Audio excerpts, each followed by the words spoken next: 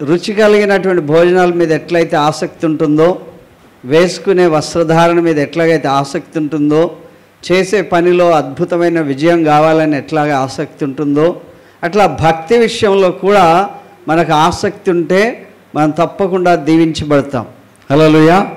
కొన్నేళ్ళ నుండి వస్తూ ఉంటారు ప్రజలు, వాళ్ళ హృదయంలో నుండి ఒక్క మాట కూడా కనబడదు, ఒక భావం కూడా కనబడదు, లేకపోతే ఒక విధానమైనటువంటి ఆజ్ఞ, ఆ క్రమం అనేటువంటిది కనబడకుంటుంటే చాలా బాధాకరంగా అనిపిస్తుంది.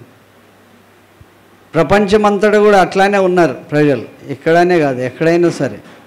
కనుక బైబిల్ గ్రంథంలోని కొన్ని లక్షణాలు మనం చూసినప్పుడు మనలో ఒక రకమైనటువంటి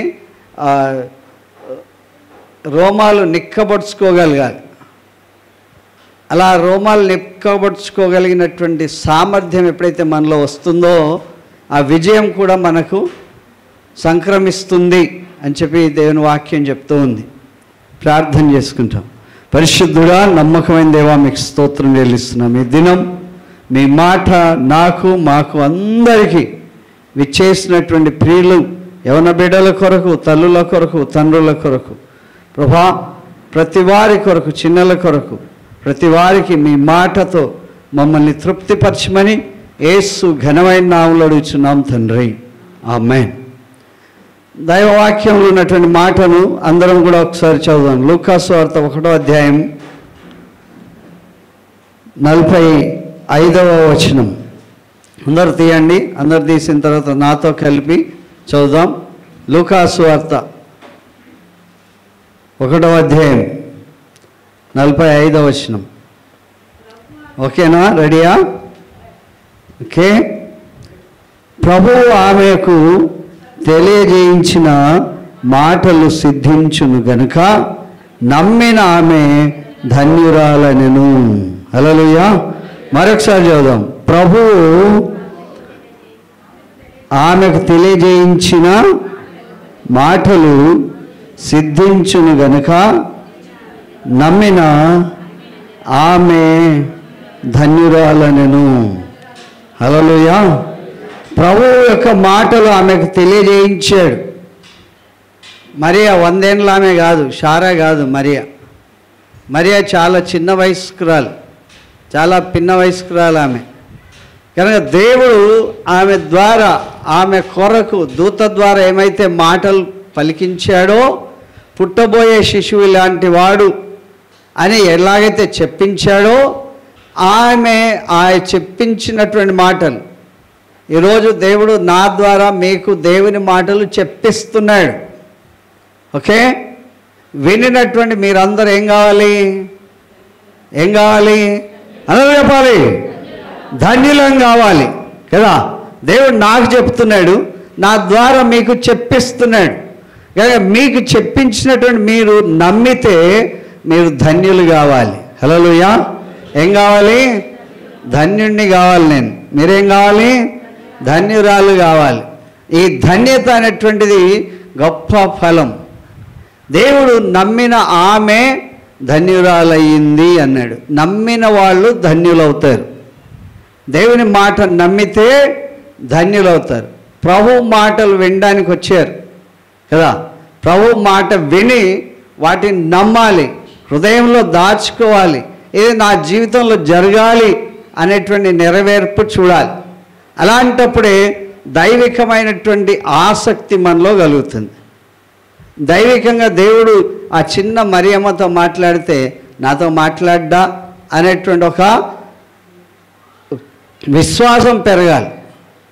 నాలో కూడా మాట్లాడాలి, నాతో మాట్లాడాలి, నా ద్వారా మాట్లాడాలి, నా కొరకు మాట్లాడాలి. హల్లెలూయా. దేవుని వాక్యం నేను చెప్పడానికి కొరకైతే నేను దీవించబడను. దేవుని వాక్యం నేను 100% చేస్తే 20% మీకు బోధించగలను. కనుక దేవుడు నన్ను అంతగా అధికంగా దీవిస్తేనే నేను మిమ్మల్ని ఏమైనా ప్రభువులోనికి నడిపించడానికి అవకాశం కలుగుతుంది. సండే స్కూల్ టీచర్ 100 సార్లు చెప్తే ఆ బిడ్డ ఒక్కసారి పలికిందనుకోండి, ఆమె నా కూతురు ఎంత ముద్దుగా మాట్లాడిందని మీరు అనుకుంటారు. అట్లాగే దేవుడు కూడా నా మాటలు నమ్మినటువంటి ఈవిడ ధన్యురాలయ్యింది. హల్లెలూయా. వచ్చిన వాళ్ళందరూ ఏం కావాలి? జూన్ మాసంలో ఏం కావాలి? ధన్యులు కావాలి, ధన్యురాలు కావాలి. ఏం హృదయంలో ఉండాలి? ప్రభు చెప్పించిన మాటలు మీ హృదయంలో ఉండాలి. ఎవరి మాటలు ఉండాలి? ఆశీర్వాదం మాటలు ఉంటే ఏం ధన్యత రాదు. ఎవరి మాటలు ఉండాలి? ప్రభు చెప్పించినటువంటి మాటలు. కనుక దేవుని యొక్క వాక్యం మన హృదయంలో భద్రపరచుకోవాలి అని చెప్పి దేవుని వాక్యం చూస్తూ ఉంది. దేవుని వాక్యంలో మనం చూస్తాం ఏంటంటే ఆదికాండం 32:28 వచనం. ఆదికాండం 32:28 వచనం.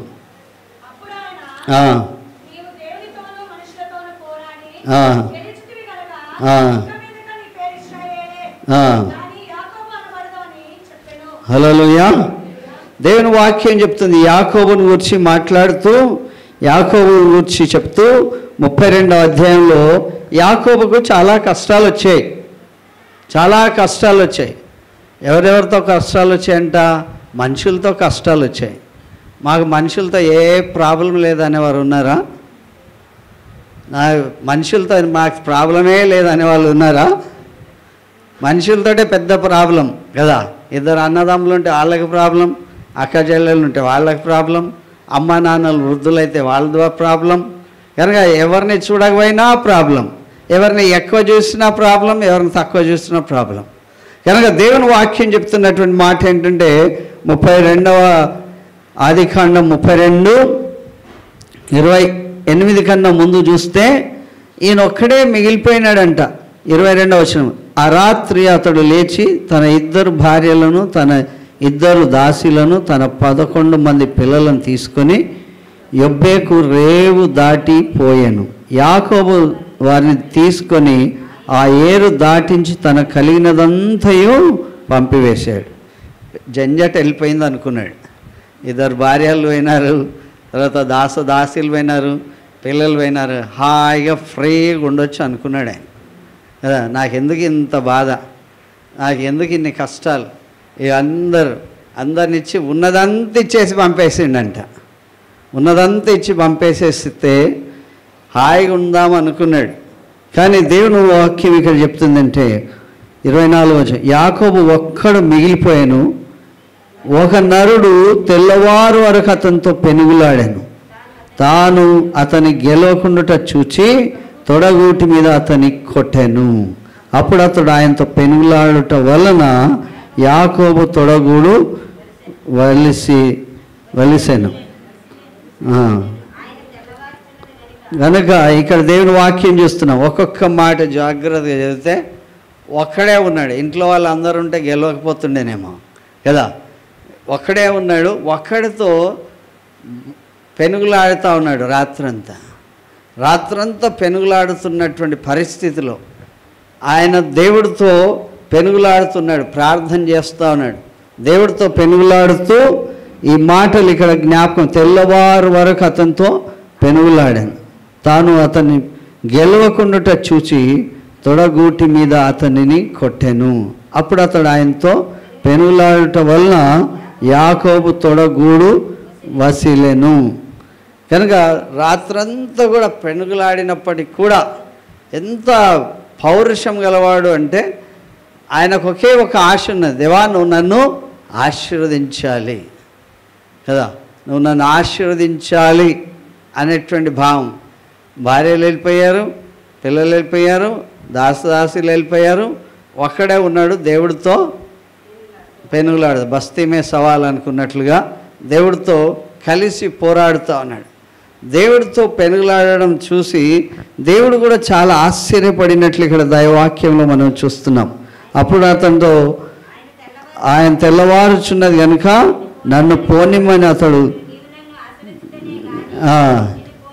హల్లెలూయా. ఇంత గొప్ప ఆశీర్వాదాలు తెచ్చినటువంటి నీవు నన్ను ఆశీర్వదిస్తేనే తప్ప నేను నిన్ను పోనీయను అన్నాడు. దేవుని దూతతో పెనుగులాడుతూ ఉన్నాడు. తెల్లవారుతుంది, అందరూ చూస్తూ ఉంటారు, అందరూ చూడకమునిపే వెళ్ళిపోవాలి అని దేవుని యొక్క దూత. కానీ తెల్లవారుతుంది కనుక నీవు నన్ను ఏం చేయాలి? విడిచిపెట్టాలి అని అన్నాడు.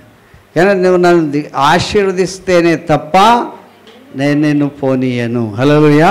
ఒక పట్టుదల ఉంది, ఒక విశ్వాసం ఉంది, ఒక నమ్మకం ఉంది.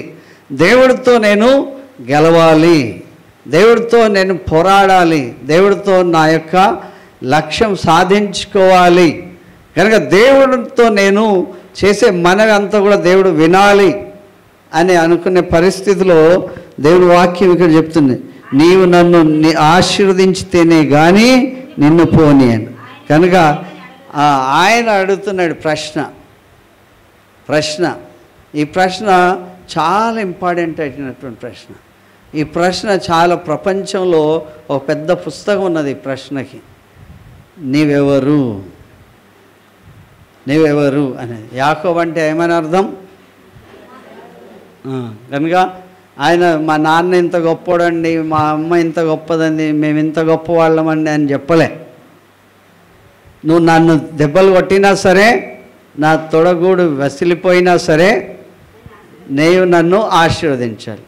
పేరు తెలియకుండా ఏం ఆశీర్వదిస్తాం చెప్పండి అనుకున్నాడు ఆయన. ఈయన ఏం పేరు చెప్తాడా అని అనుకున్నాడు. ఆయన అన్నాడు, అయినా నీ పేరు ఏమని అడగగా, నా పేరేంటి? యాకోబు అన్నాడు. యాకోబు అనే అర్థానికి ఏంటి అర్థం? పేరుకి అర్థం మోసగాడు. ఆయన ఏమన్నాడు? నేను మోసగాడినండి అన్నాడు. మనం మోసం చేసినా సరే నేను మోసగాడిని అంటామా? అబద్ధం చెప్పినా సరే నేను అబద్ధికుడిని అంటామా? మనం దొంగతనం చేసినా సరే నేను దొంగని అంటామా? మనం ఏంటి, మనం మంచితనమే చెప్దాం అనుకుంటాం. కానీ ఆయన నన్ను దీవించే దేవుడి దగ్గర నేను నిజం చెప్పాలి అనుకున్నాడు. ఏం చెప్పాలి? నిజం చెప్పాలి అనుకున్నాడు. ఆయన నేను నిన్ను దీవిస్తాను, అయితే నీ పేరు చెప్పు అన్నాడు. ఏం పేరు చెప్పాడు ఆయన? యాకోబు. యాకోబు అంటే అర్థం ఏంటి? అంటే సత్యం పలకడం వల్ల దీవెన వస్తుంది. ఓకే, సత్యం చెప్పడం వలన, యేసు ప్రభు దగ్గర ఒప్పుకోవడం వలన మనకు దీవెన కలుగుతుంది. హల్లెలూయా. కష్టాలు వస్తూ ఉండొచ్చు. కష్టాల్లో మనం ప్రభు దగ్గరకు వచ్చినప్పుడు ఆయనని దీవిస్తాను తప్ప నీ యొక్క పేరు చెప్పు, పేరుకు విధానంలో, పేరుకు సరైనటువంటి రీతిలో నడుచుకోవాలి అన్నట్లుగా దైవవాక్యంలో ఇక్కడ మనం జ్ఞాపకం చేస్తున్నది. కనుక దేవుని వాక్యం ఇక్కడ చెప్తుంది ఏంటంటే,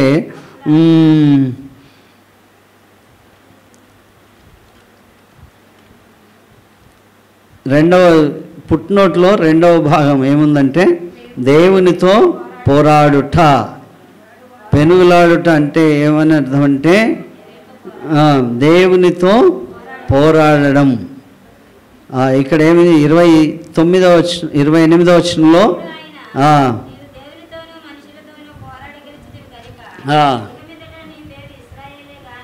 ఇశ్రాయేలే అనే దగ్గర రెండవ నంబర్ ఉంది, అక్కడ పైన ఉందా లేదా? ఇశ్రాయేలే లేదు, పక్కన ఏముంది? రెండుకి కింద ఏముంది పుట్టినట్లో? ఇశ్రాయేలే. ఈ యాకోబు వేరు, ఇశ్రాయేలు వేరు. కనుక ఇశ్రాయేల్ అంటే రాజకుమారుడు యొక్క అర్థము, దేవునితో పోరాడినటువంటి వ్యక్తి. హల్లెలూయా. దేవునితో పోరాడినటువంటి వ్యక్తిగా యాకోబును దేవుడు అట్లా దీవించాడు. హల్లెలూయా. ఇశ్రాయేలు జనాంగం వేరు, ఇశ్రాయేలు వంశం వేరు. ఇశ్రాయేలుగా దేవుడి తన్ని దీవించాడు. హల్లెలూయా. కనుక పెనుగు తొడగూడు పోగొట్టుకున్నప్పటికీ కూడా దేవుడితో నిజం చెప్పి గెలిచినటువంటి వ్యక్తి ఏంటంటే ఇశ్రాయేలే. ఇశ్రాయేలు అనే పేరుకి అర్థం ఏంటంట? దేవునితో పోరాడువాడు అని చెప్పి దేవుని వాక్యం ఇక్కడ జ్ఞాపకం చేస్తుంది. కనుక దేవుడితో పోరాడినటువంటి వ్యక్తులందరం కూడా మరణ పడకలో ఉంటే ఎవరితో పోరాడాలి? దేవుడితో పోరాడాలి. మరణ పడకలు ఉంటే వాళ్ళు అన్ని ఆపిల్ ఫ్రూట్స్ తెస్తే వాటి మీద ఏమి సంతోషం ఉండదు కదా. చూడడానికి వచ్చారా, వాళ్ళు వచ్చారా, వీళ్ళు వచ్చారా, వచ్చినంత మాత్రం మనకేం స్వస్థత కలగదు. ఎవరితో ప్రార్థన చేయాలి? దేవుడితో. ఎగ్జామ్ రాయాలి, చదవాలి, వాళ్ళు వీళ్ళు చదువు అంటే చదవాలా? దేవుడితో పోరాడాలి. కనుక ఏది కావాలన్నా పోరాటం. ఈ పోరాటం ఎవరితో? మనుషులతో పోరాటమే కాదు, దేవుడితో పోరాడాలి. హల్లెలూయా. యేసు ప్రభు రాత్రంతా ప్రార్థన చేశాడు, ఉదయమంతా మనుషులతో డీల్ చేశాడు. కనుక దేవుని వాక్యం ఇక్కడ చెప్తుంది, ఆయన పోరాడి గెలిచినటువంటి వ్యక్తి యాకోబే అని అనబడదని చెప్పాను, యాకోబు అనబడదని చెప్పాను. అప్పుడు యాకోబు నీ పేరు దయచేసి తెలుపుమని, అందుకు ఆయన నీవు ఎందు నిమిత్తము నా పేరు అడిగితివని చెప్పి అక్కడ అతన్ని ఆశీర్వదించెను.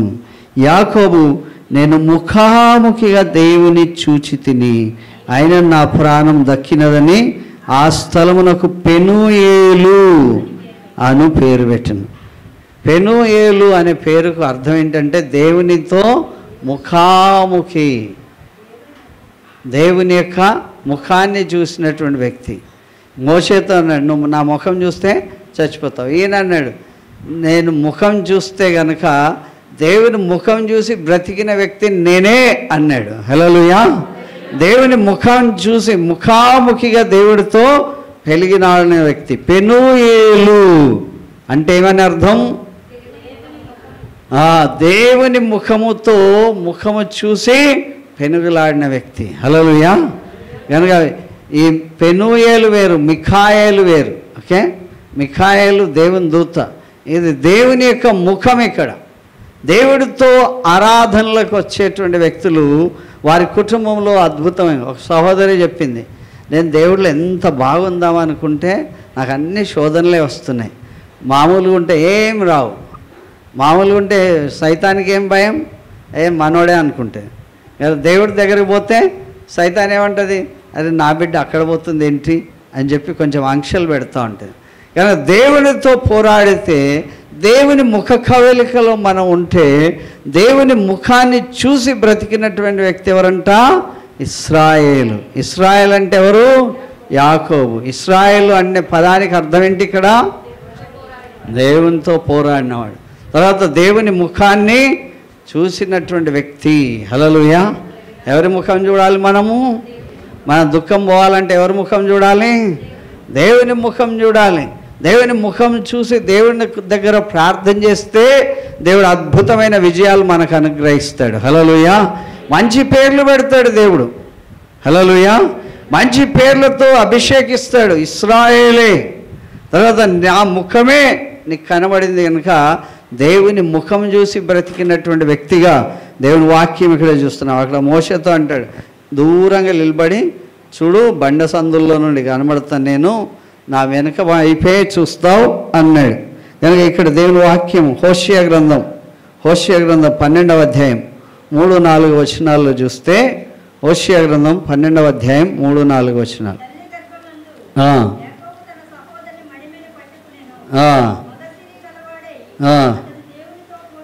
హల్లెలూయా. ఈయన తల్లి గర్భం ఉన్నప్పుడే, పిండం ఉన్నప్పుడే దేవుని కన్నులు మనల్ని చూస్తాయని 139వ కీర్తనలో మనం చూస్తాం. కనుక దేవుని వాక్యం చెప్తున్నటువంటి మాట ఏంటంటే, తల్లి గర్భంలో ఉన్నప్పుడే యాకోబు ఏం పట్టుకున్నాడంట? ఏం పట్టుకున్నాడు? అప్పటి నుండే పోరాట యోధుడు ఇతడు. ఎక్కడున్నప్పుడు? తల్లి గర్భంలో ఉన్నప్పుడు. నువ్వు కాదు ముందు పోయేది, నేనే. కనుక ఆయన ముందుకు వస్తూ ఉంటే ఏం పట్టుకున్నాడంట? కాలు యొక్క మడిమను పట్టుకొని మగసిరి గలవాడు. హల్లెలూయా. ఏం పేరు పెట్టేస్తున్నాడు దేవుడు ఆ యాకోబుకి కదా? ఏమని పెడుతున్నాడు? కొంతమంది నిమ్మకాయల మీద, మిసాల మీద నిమ్మకాయలు పెట్టారా అని అంటూ ఉంటారు కదా, పైల్వాన్స్ కదా. ఆ పైల్వాన్స్ పేరుకి మగసిరి గలవాడు అని అర్థం. కనుక దేవుడు ఈయన చిన్నప్పటి నుండే ఈయన యొక్క జీవితాన్ని పరిశీలనగా చూశాడు. మగసిరి గలవాడు అన్నాడు కదా. అప్పుడప్పుడు చిన్నపిల్లలు నువ్వు మగవాడా కదా, చాలా కుస్తీ పడు అంటారు కదా. కానీ దేవుని వాక్యం ఇక్కడ చెప్తుంది, చిన్నప్పుడు గర్భంలో ఉండే మడిమను పట్టుకున్నాడు. ఆ తర్వాత మగసిరి గలవాడు కనుక ఆయన ఎవరితో పోరాడాడు? దేవునితో పోరాడాడు. దేవునితో పోరాడితే ఏమనిపించింది? ఆయన దూతతో పోరాడి జయమొందెను. హల్లెలూయా. కనుక మగసిరి గలవాడని పేరు పెట్టినప్పటికి కూడా, దేవుని దూతతో పోరాడి గెలిచినప్పటికి కూడా తన హంబుల్నెస్ అనేది చూపించాడు. ప్రభు పాద సన్నిధానంలో ఏం గార్చాడంట? కన్నీరు గారే. నేను గెలిచా అని చెప్పలే, కాలర్ ఎగరేసుకోలే. ఏం చేశాడు? కన్నీరు గార్చాడు. అతని బతిమాలుకున్నాడు. హల్లెలూయా, హల్లెలూయా. మనకు ఎన్ని విజయాలు ఉన్నప్పటికీ ఎవరికి పాద సన్నిధానంలో కన్నీరు గారవాలి? ఎవరి పాద సన్నిధానంలో? దేవుని పాద సన్నిధానంలో. దేవుడు అనొచ్చు, అరే నీ కడుపులో ఉన్నప్పుడే చూశాను, నువ్వు వచ్చేటప్పుడు ఏం పట్టుకొని వచ్చావు? మడిమని పట్టుకొని వచ్చాను. అప్పుడే అనుకున్న వీడు మగసిరి గలవాడు అవుతాడని. కనుక ఇప్పుడు బయటికి వచ్చి ఎవరితో పెనుగులాడుతున్నాడంట? దేవుడితో. అందరిని పంపించేసి ఇంట్లోకి వెళ్ళి దా దేవా చూసుకుందాం అనుకొని దేవుడితో పెనుగులాడుతున్నాడు. దేవునితో పెనుగులాడి గెలిచాడు. కనుక దేవుడు ఇంకా నేను వెళ్ళిపోవాలి, ఉదయం అయిపోతుంది, అందరు చూస్తారని అంటే నువ్వు నన్ను దీవించేదాకా నేను పోను అన్నాడు. కనుక ఆయన సత్యం చెప్పినటువంటి వ్యక్తి. ఏం చెప్పాడు?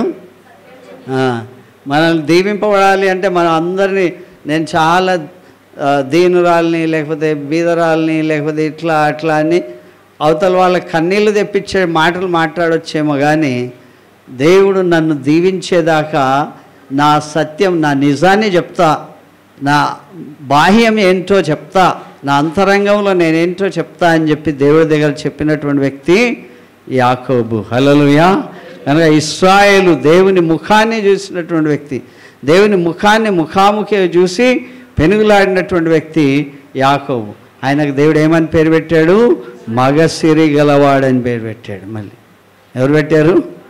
మగసిరి. మనమెవరో అంటే తాతలంటే కుదరదాడ, మనం అందరికన్నా ఓనర్ అన్నాడు ఆయన. ఇతడు మగసిరి గలవాడై దేవునితో పెనుగులాడి గెలిచాడు, దేవుని దూతతో పోరాడి గెలిచాడు, అయితే కన్నీరు విడిచాడు అని ఆయనను బ్రతిమలాడుకున్నాడు. హల్లెలూయా. మన స్థితిని బట్టి, మనకున్నటువంటి రోషాన్ని బట్టి, పౌరుషాన్ని బట్టి ఏమన్నా అనొచ్చేమో, కానీ దేవుని సన్నిధికి వచ్చేసరికి మన కన్నీరు దేవుడి సన్నిధిలో విడిచిపెట్టాలి. హల్లెలూయా. దేవుడి సన్నిధిలో రోదనం చేయాలి, వేడుకోవాలి. తర్వాత బేతేలు అంటే ఎక్కడ? దేవుని సన్నిధి. హల్లెలూయా. దేవుని సన్నిధిలో దేవుడు అతనికి ప్రత్యక్షమయ్యాడు. హల్లెలూయా.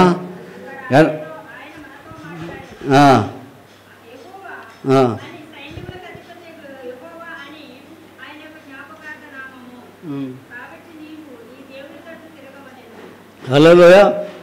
కనుక సైన్యములకు అధిపతి యెహోవా. యెహోవా అంటే ఉన్నవాడు, మాట్లాడే దేవుడు. హల్లెలూయా. ఉన్నవాడు మాట్లాడేటువంటి దేవుడితో మాట్లాడాడు. ఆయన మనతో మాట్లాడాలి, ఆయన మన స్థితిగతులను మార్చాలి, ఆయనతో మనం వర్ధిల్లాలి. హల్లెలూయా. కనుక దేవుడితో మాట్లాడితే మనకు ఆటంకం అంటూ ఉండదు. దేవుడితో మాట్లాడితే మనకు ఉన్నటువంటి భయం అంతా కూడా పోతుంది. దేవుడితో మాట్లాడితే మనలో నూతనమైన ఉత్సాహం ఉత్పన్నమవుతుంది. దేవుడితో మాట్లాడితే దేవుని యొక్క అద్భుతమైన దీవెన మనకు వస్తుంది. హల్లెలూయా. రోజు ఎవరితో మాట్లాడాలి? నిజంగా మాట్లాడతారా? ఎంతమంది మాట్లాడతారో వాళ్ళకి తెలుసు, దేవుడికి తెలుసు.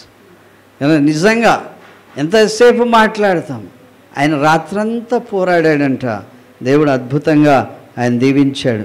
లూకాసు వార్త 17వ అధ్యాయం 5వ వచనం ఏం చెప్తుందంటే, లూకాసు వార్త 17వ అధ్యాయం 5వ వచనం.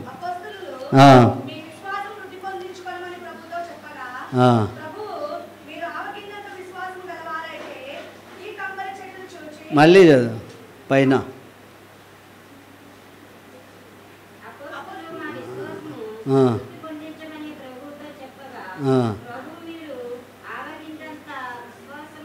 మా విశ్వాసము వృద్ధి పొందించమని ప్రభుతో చెప్పారు.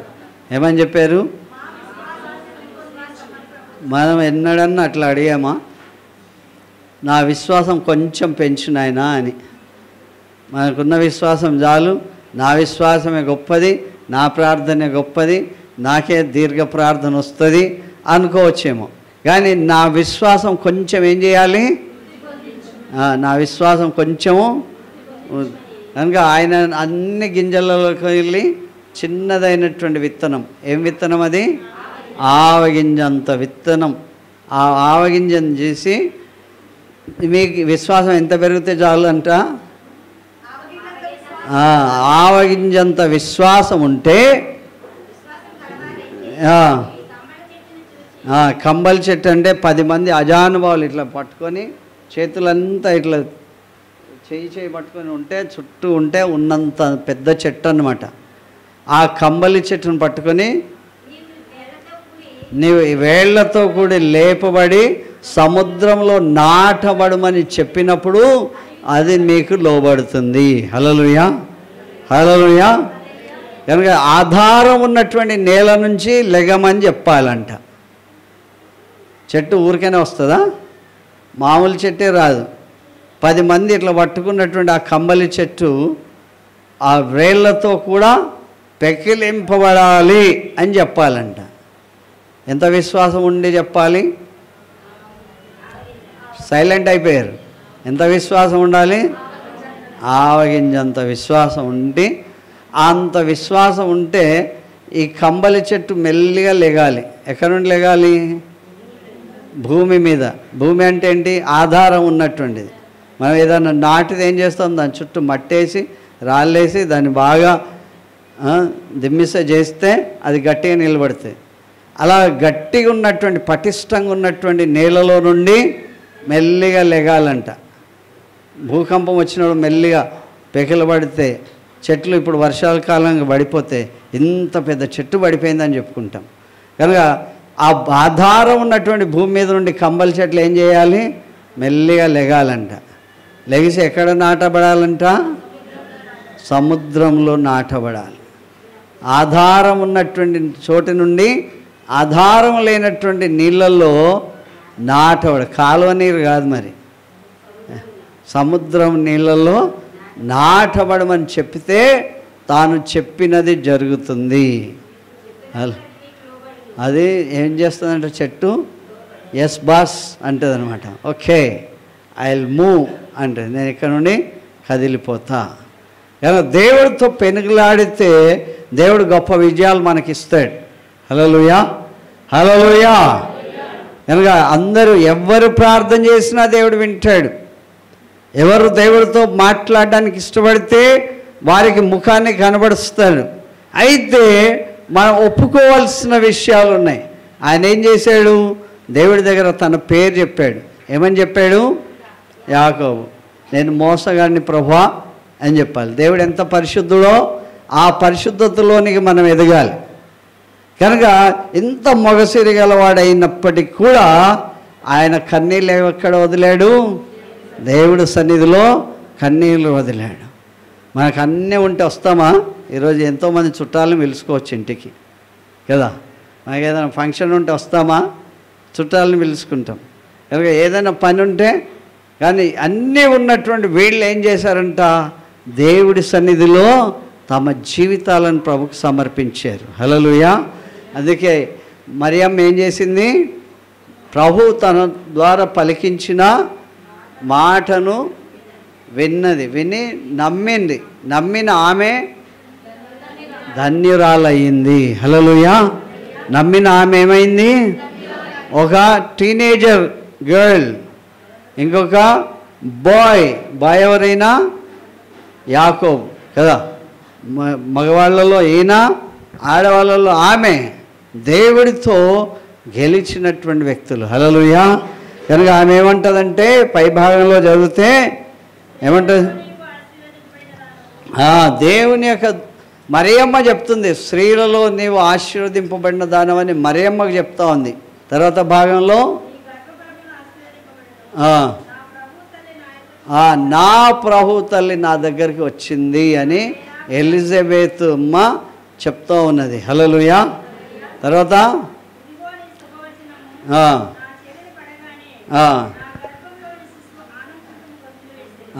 మరియమ్మ చెప్తుంది, నీ శుభవచనం నా యొక్క చెవిలో వినబడగానే గర్భంలోని శిశువు ఆనందంతో గంతులు వేసిందంట. హల్లెలూయా. ఇద్దరు దైవప్రియులు కనబడితే వారి హృదయంలో ఆనందంతో గంతులు వేయాలి. వారి హృదయం ఏం కావాలి? ఈర్ష్య రాకూడదు, ద్వేషం రాకూడదు, లేకపోతే వీళ్ళ అనేటువంటి భావం రాకూడదు. ఆనందంతో గంతులు వేయాలి. హల్లెలూయా. కనుక దేవుని వాక్యం ఇంకా మనకు జ్ఞాపకం చేస్తున్నటువంటి మాటలు ఏంటంటే రోమపత్రిక 4వ అధ్యాయం 20వ వచనం. రోమపత్రిక 4:20.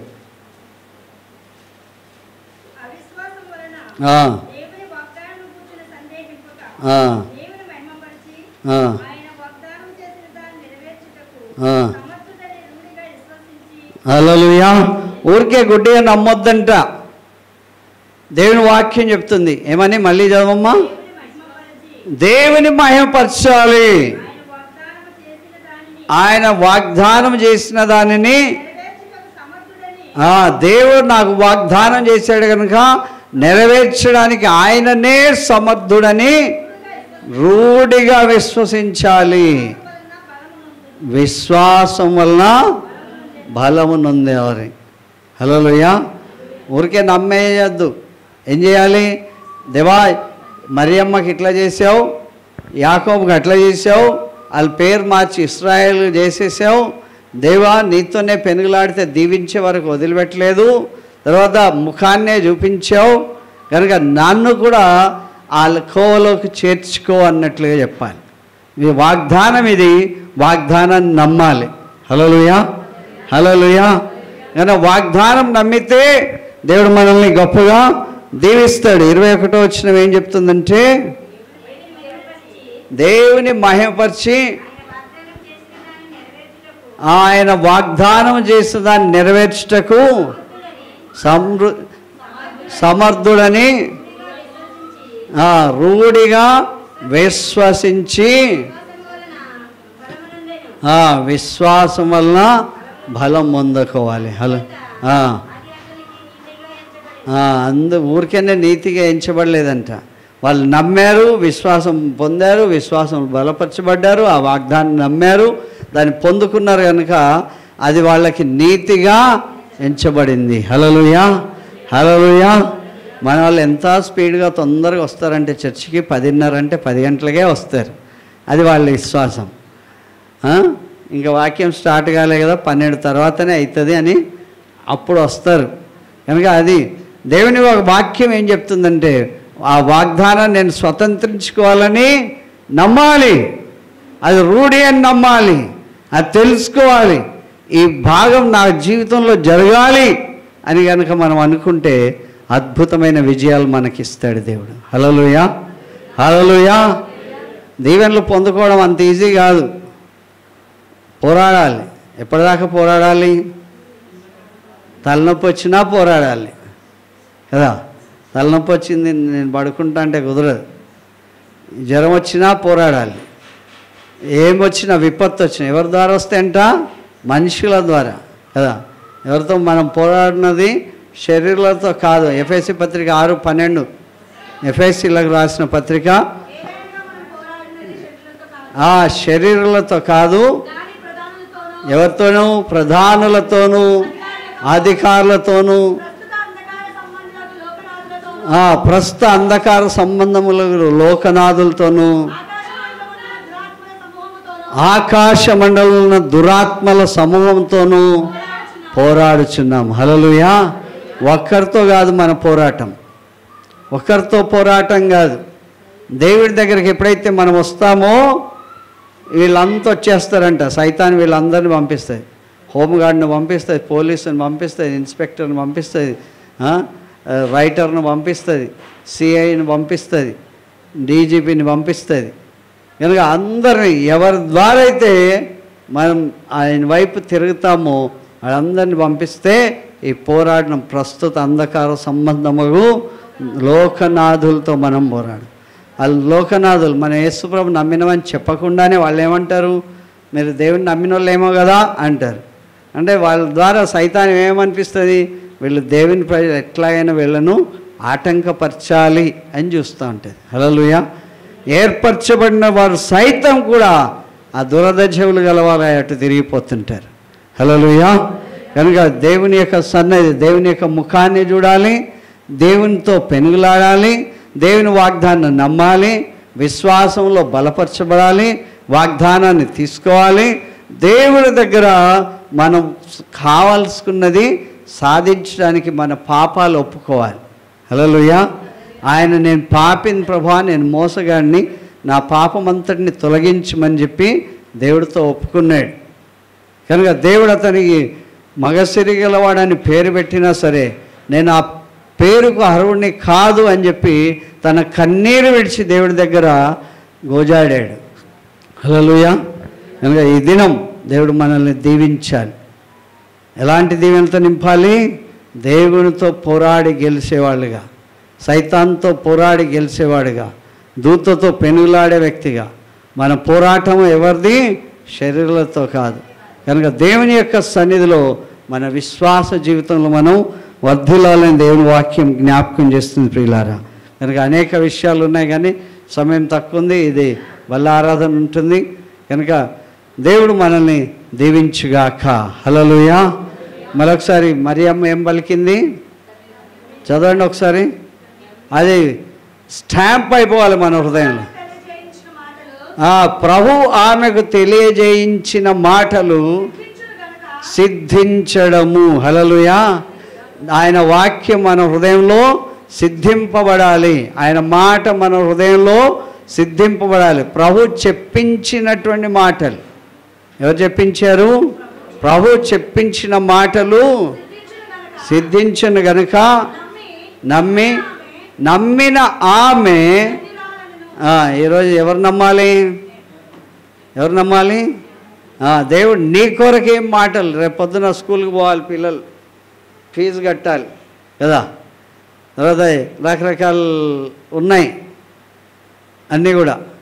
అన్నీ కూడా తీర్చబడాలంటే ప్రభువు ఏమన్నాడంటే నువ్వు కంబలి చెట్టును చూసి నువ్వు ఎత్తబడి సముద్రంలో పడవేయబడమని చెప్పినప్పుడు ఎంత విశ్వాసం పెరగాలి మనకి? ఎంత పెరగాలి? ఇంటికి పోయి చూడండి ఆవగింజ ఎంత ఉంటుందో, దాని బరువు ఎంత ఉంటుంది, దాని హైట్ ఎంత ఉంటుంది, దాని పర్సనాలిటీ ఎంత ఉంటుంది చూస్తే ఎంత పెంచుకోమన్నాడు దేవుడు. మీకు పిచ్చి కోపం వస్తుంది. మీ ఇంతకాలం నుండి చర్చికి వస్తున్నాం, మాకు ఆవగింజంత లేదండి. అయితే దేవుడు అన్నాడు డెమాన్స్ట్రేషన్ చెయ్యి. ఎక్కడ డెమాన్స్ట్రేషన్ చేయాలి? ఓ చెట్టును చూడాలి. చెట్టు నువ్వు లేచి ఎక్కడ నిలబడాలి? సముద్రంలో నిలబడాలి కదా. ఇక్కడ నుండి లెగాలి, అక్కడ నాటబడాలి. ఇక్కడ నుండి పెగిలింపబడాలి, అక్కడ నుండి నాటబడాలి. అక్కడ ఎవడు తోసినా సరే, పెద్ద షిప్పులు తెచ్చి తోసినా సరే అది కదలకుండా ఉండాలి. దేవుని వాక్యం చెప్తుంది. అంత విశ్వాసం గలవారైతే అందులో సందేహం లేదు. సందేహం ఉంటే, సందేహిస్తే మనం తగ్గిపోయినట్లు. సందేహింపక. మార్క్స్ వార్త 11:23-24. మార్క్స్ వార్త 11వ అధ్యాయం 23-24, 22-24.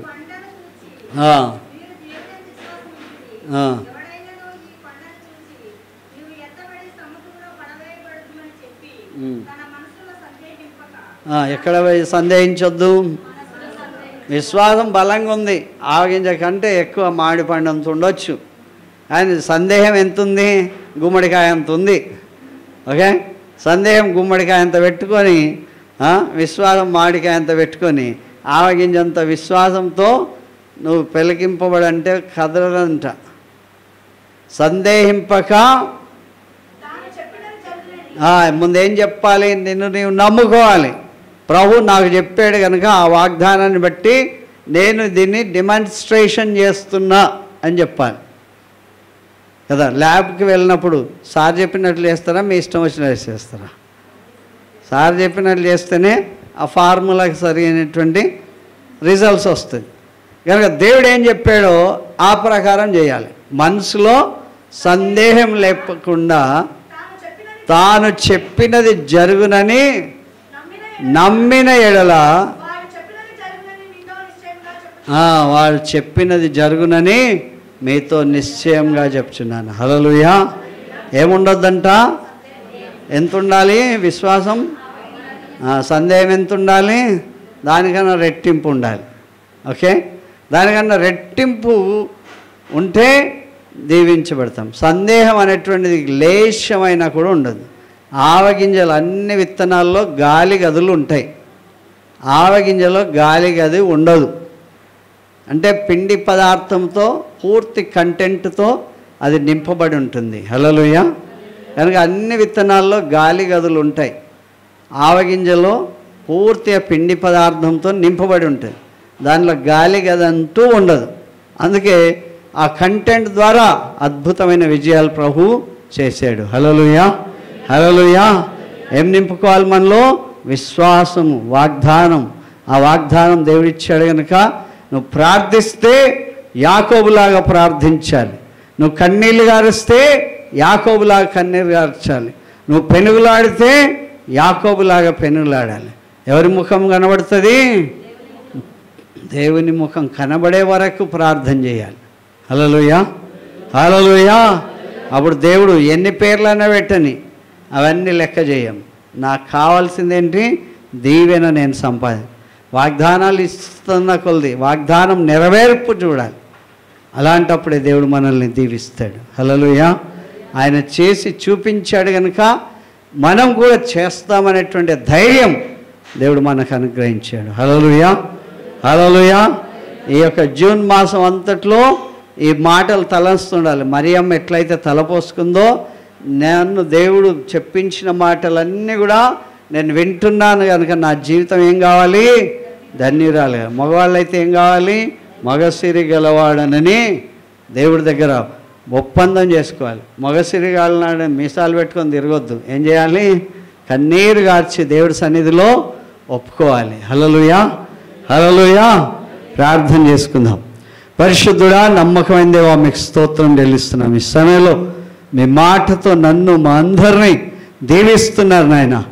ప్రభా, అనేక సార్లు మా శక్తిని మా బలాన్ని నమ్ముకుంటున్నామేమో. మేము మీతో పోరాడినప్పుడు, మీతో ప్రభా ప్రార్థించినప్పుడు, మీ సన్నిధికి వచ్చినప్పుడు ప్రభా మమ్మల్ని దీవించే దేవా మీకు స్తోత్రం.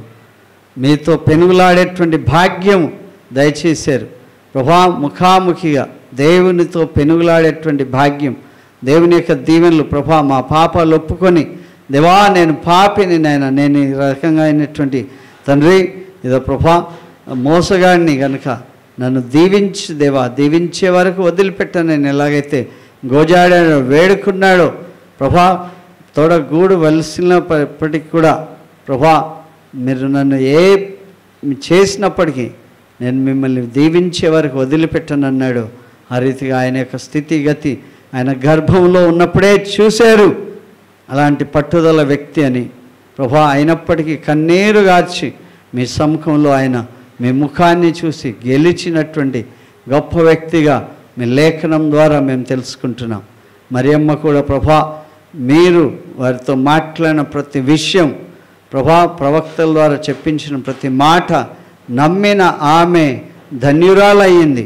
మా జీవితాలు ధన్యం కావాలని, మా ప్రజలు వర్ధిల్లాలని, మీ వాక్యము హృదయంలో నాటబడి భద్రపరుచుకునేటువంటి భాగ్యం ప్రసాదించమని యేసు ఘనమైన నామములో అడుగుచున్నాం తండ్రి. ఆమేన్, ఆమేన్.